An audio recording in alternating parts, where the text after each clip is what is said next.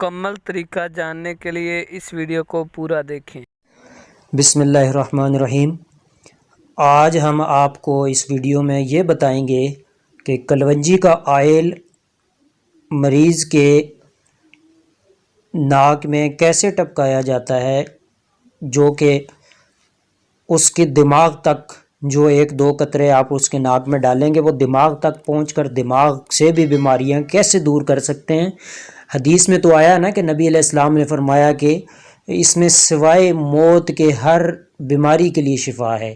کلونجی کا تیل آج ہم آپ کو سکھائیں گے۔ سب سے پہلے مریض کا جو تکیہ ہے لیٹنے والی جگہ، اب یہ تکیہ ہے، یہ سر لیٹو بیٹا ذرا، یہ سر سے نکال کر اس کا تو اس کے نا آپ نے اتنا ہی ہونا ہے، اس کے کندھوں کے نیچے لے آئیں، سر سے ہٹا کر کندھوں کے نیچے، وہاں آگے ہو جاؤ بیٹا تھوڑا سا، کندھوں کے، یعنی اب وہ اس کے پہلے سر اس کے اوپر آ رہا تھا، اب کندھوں سے بھی نیچے آ جائے گا۔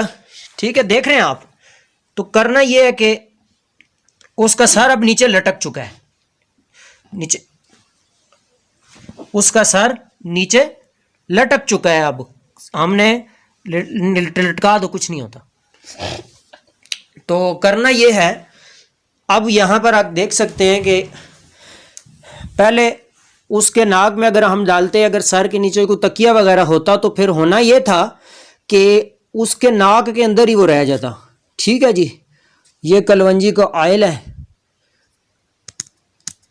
ٹھیک ہے، کلونجی کا خالص آئل، ایکسپائر نہیں ہونا چاہیے۔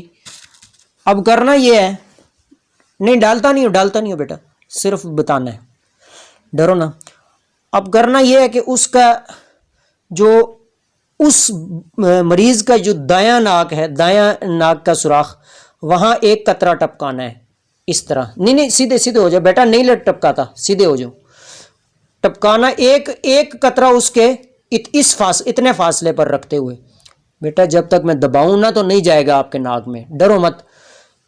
ٹھیک ہے، اس کے دائیں سوراخ میں تھوڑا سا اوپر رکھ کر نا، یعنی سوراخ کے اوپر رکھتے ہوئے اس کے ناک میں ایک قطرہ ٹپکانا ہے، اور دوسرے سوراخ میں ایک قطرہ، یہ دو ہو گئے، پھر تیسرے طرف جو ہے نا ایک کرنا ہے، یہ تین ہو گئے۔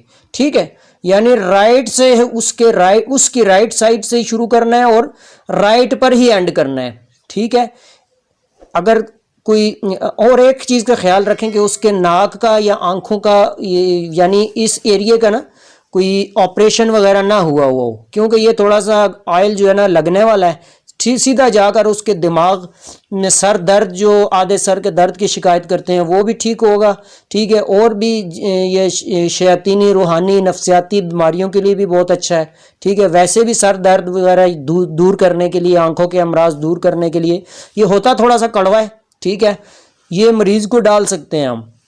ٹھیک ہے، بسم اللہ اللہ اکبر پڑھتے ہوئے رائٹ پہ ایک قطرہ، پھر لیفٹ میں دوسرا قطرہ، پھر رائٹ میں تیسرا قطرہ، یہ تین ہو گئے۔ اگر کوئی چیز حاضر ہوگی کسی مریض کی تو وہ قابو نہیں آ رہی آپ لوگوں سے، ٹھیک ہے، منہ سے بولنا شروع کر دیا اس نے، تو کرنا یہ ہے، اس کو پکڑوا کے نا، مٹھیاں نہیں بند ہونے دینی، کسی کی مٹھی بند کرو بیٹا، مٹھی اس کی بند نہیں ہونے دینی۔